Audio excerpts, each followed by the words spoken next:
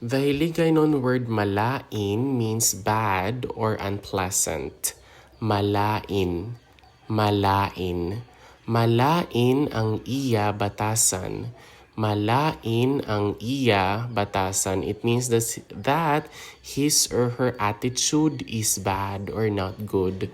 Malain means bad or not good, and then iya is his or her, it's gender neutral, and then batasan is the attitude.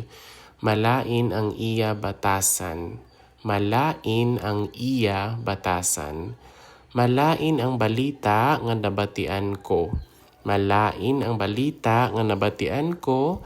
The news I heard is bad. Balita is news and nabatian is like heard. So malain ang balita nga nabatian ko. Malain ang balita nga nabatian ko.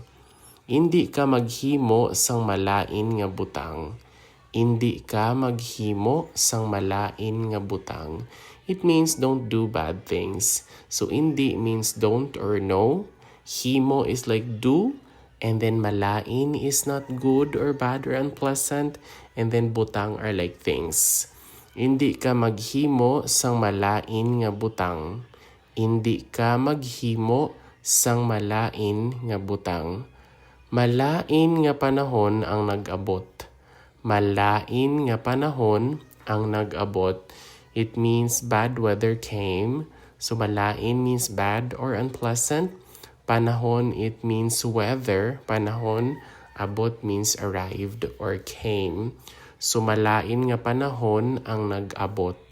Malain nga panahon ang nag-abot. Malain ang iya batasan. Malain ang balita nga nabatian ko. Hindi ka maghimo sang malain nga butang. Malain nga panahon ang nag-abot.